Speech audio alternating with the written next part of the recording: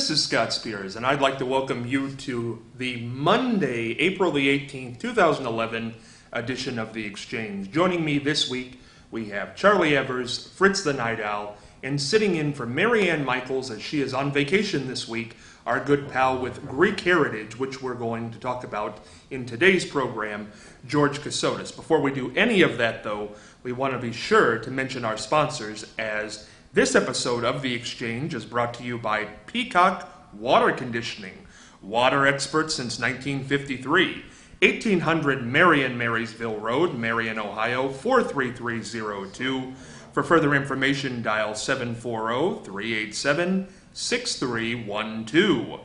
Ohio Neck and Back Pain Relief Center, Scott M. Gray, D.C., across from the Marion Center between TSC and Kroger. For further information, dial 740-386-6580. And Night Owl Theater, located on the net at www.fritzlives.com. For further information, email nightowltv@yahoo.com, and that's NITEOWLTV@yahoo.com. We're going to start off this Monday, as we do each and every day on The Exchange, by going to Charlie Evers for this day in history. And this has been quite a day in history. The midnight ride of Paul Revere and Bill Dawes occurred on this date as they rode out of Boston at 10 p.m. to warn the Patriots at Lexington and conquered the British are coming. I don't know if they ever did get there or not. I don't think they ever did. I think one of them stopped at Starbucks on the way and held up the whole thing. The San Francisco earthquake, though, struck at 5:13 a.m. on April the 18th, followed by a massive fire. There were wood stoves that overturned and broken gas pipes, and altogether 4,000 people lost their lives. Big day, April 18th. Absolutely. The British are coming. The British are coming. We're now going to flip over to our good pal. If you don't know what you want to do tonight, if you don't know what you're going to watch, boy, have I got a guy who can give you something to watch. The Flick Pick with Fritz the Night Owl. Fritz? Thank you, Scott. And tonight we have a movie that was nominated for at least 5 Academy Awards and won 3 of them. Voted as Best Picture of 1960. The Best Director was Billy Wilder, and the Best Screenplay was based by I.A.L. Diamond. Now, this is the same crew that gave you Some Like It Hot the year before. And this movie, as I say, a 4-star film, 1960 the year, and we take you to the world of business, everything you wanted to know about getting ahead in business, but were afraid to ask. Our hero is Jack Lemmon, a young guy who's trying to climb the ladder of success, and his boss is Fred McMurray.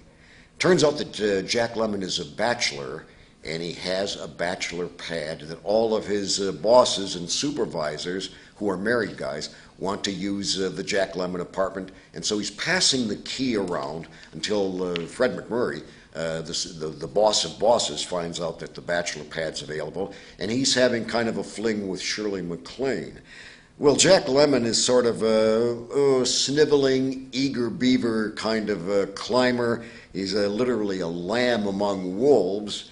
So he reluctantly gives lets Fred McMurray use the apartment, and in the meantime he kind of develops a thing for Shirley MacLaine. So there's that triangle going on there. McMurray doesn't want to marry MacLaine. MacLaine does want to marry McMurray.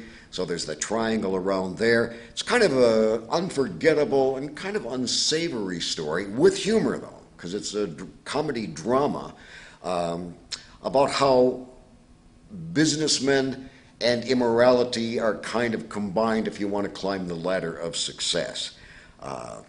It's a profound movie. It holds up very, very well today. Fred McMurray was the bad guy in this movie and was really an unforgettable heel, out-and-out heel.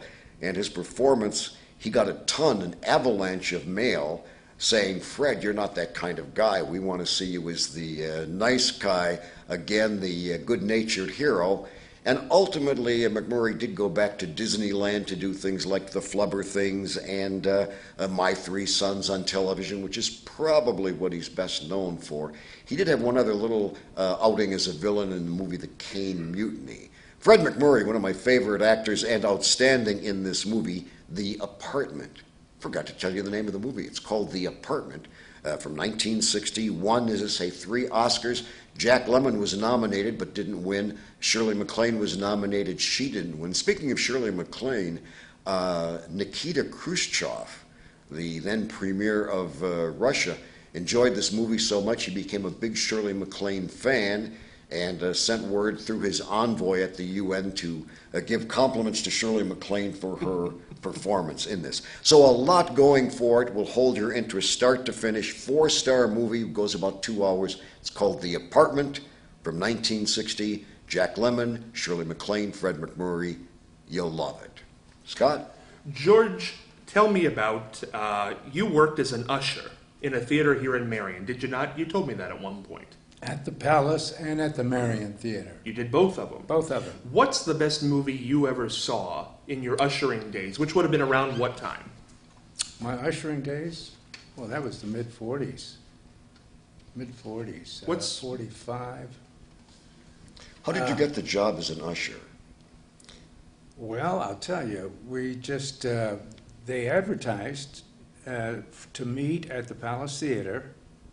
I think it was right, some of the guys were coming home from the war at that time, mid-40s, 1944, 1945, 1946.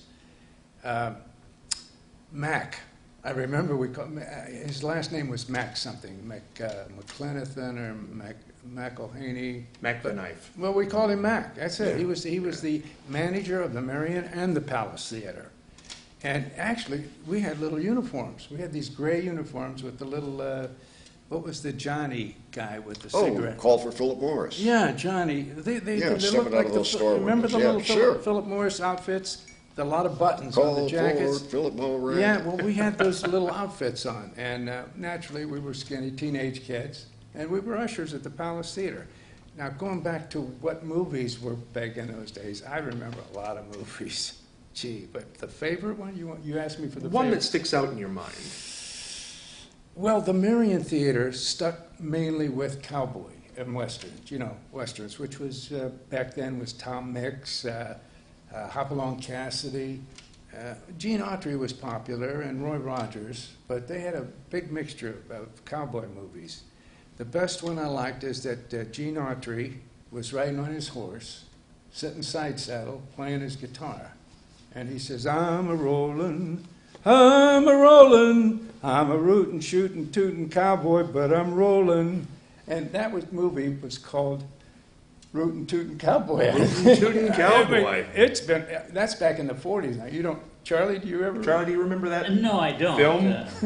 Were you a cowboy Remember fan? Gene Oh, Autry, yes. though. Sure. Gene Autry. Johnny Mac Brown. Oh, Johnny Saw Mac. all of his movies. Yeah, Sunset Carson, Johnny McBrown, Buster Crabbe. Hopalong Cassidy was always our favorite. Durango Kid was also very popular. Durango was good. Yeah. Roy Rogers was really popular. What do you think happened to the westerns? They were at one point Roy Rogers, Trigger, his horse was Trigger. And- stuffed, Yes. taxidermied. We better say taxidermied. Right, and Dale Evans. Yeah, she wasn't taxidermied. No, but that was his wife. Right, Dale right. Evans. Nice lady. That movie was unbelievable. Roy is up. Can I tell the story Go about ahead. the movie? Go ahead. This was my all-time favorite movie. The Gene Autry movie was good, but Roy Rogers was really great. Roy is up on the mountain, and he's camping out. He's hunting, right? The ranch wasn't that far away, but he camped out that night, put his tent up. It was getting dusk, put his tent up. It's a one single tent, a little rug on the bottom so he could sleep. But he had a pair of brand new Tony Lama boots. Tony Lama, you ever heard of Tony Lama? I had Tony Lama boots. Expensive. Very expensive. Anyway, he aired them out, so he set them right. Actually, the mesh curtain in front of the tent was, you could see through it. So he put his boots out. It was getting dusk, and he laid down. He had his rifle next to him. That hammer. What was that? What were those rifles called? Winchesters. Winchesters. Winchester rifle. And he went to sleep, and he slept good. The next morning, daylight, he wakes up, he lifts his head, and he looks out, and this cougar is chewing on his boots. Unbelievable. His Tony Lama boots, Tony Lama boots. which were, at that point, high-dollar boots. High dollar boots. And unbelievable.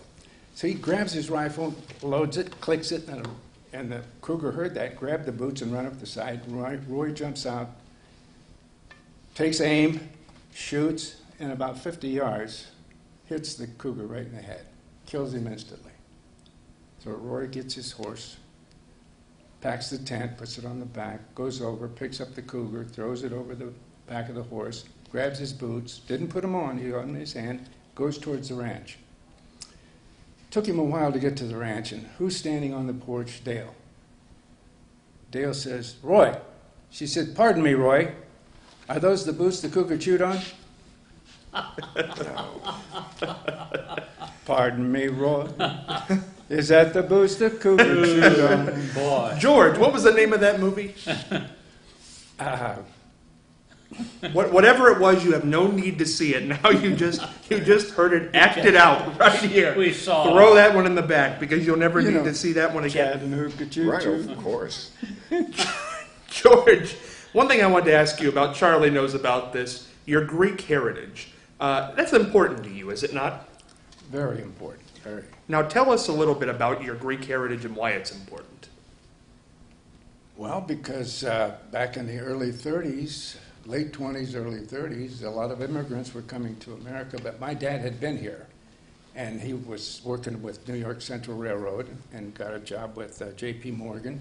But while they were working on the railroad, they ended up from New Jersey to Martel, and at Martel, Ohio, they were laying the 7th track because the engineers were saying that this is flat land, we want this to be our switching station. All New York Central trains coming from the east switch, go to Chicago.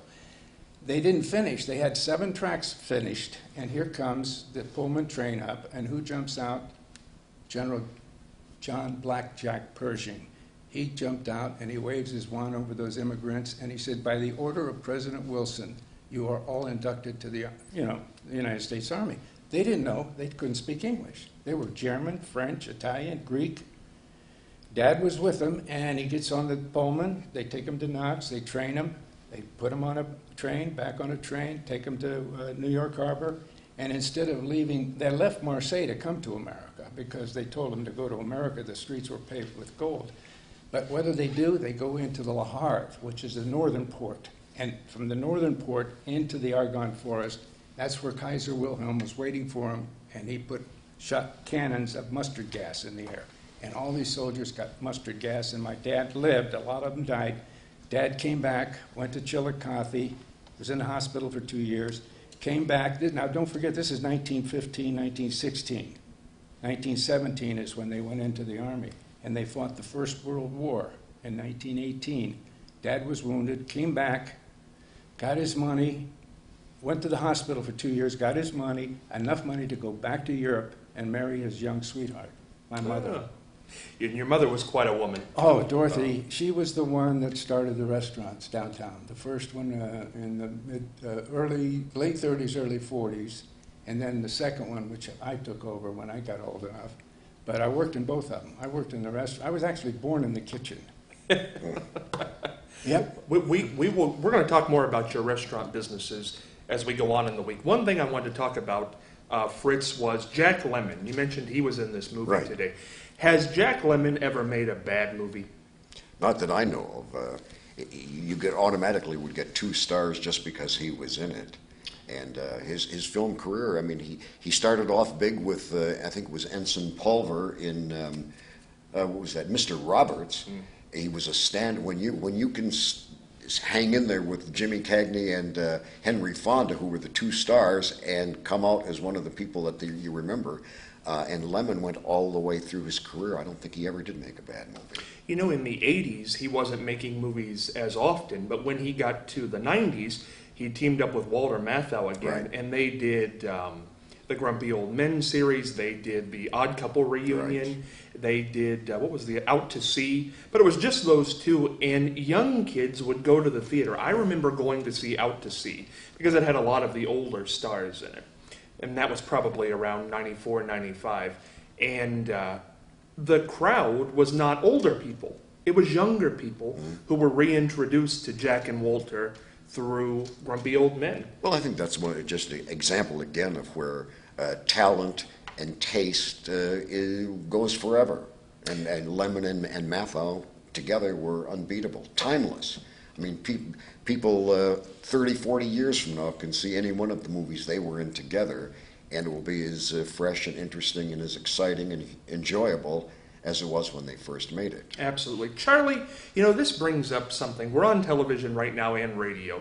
Television and radio and commercials, movies, all have this idea that it's 18 to 49. And if you're not in that age bracket, you are dead. Yeah. I don't feel why? so good. No. Yeah, it could be before the show's over today. Yes. But why is that? I don't know. It's just as something that came about and everybody follows, like a train going down the track. It's interesting, though. I saw a statistic not too long ago that the people who listen at least to AM radio, 55 and older, and the income is larger than any of the other income groups at any other station, FM-wise. Yeah. The income would be steadier since most of us are on Social Security. That's one guarantee we'll have some money. Otherwise, employment isn't that great at times in the area, although it's picking up. What do you do when you're at that point, when you hit 65, which is conventional retirement age, but you still want to work because you fall into that group? What happens? Well, I went to work in a cemetery when I was 65.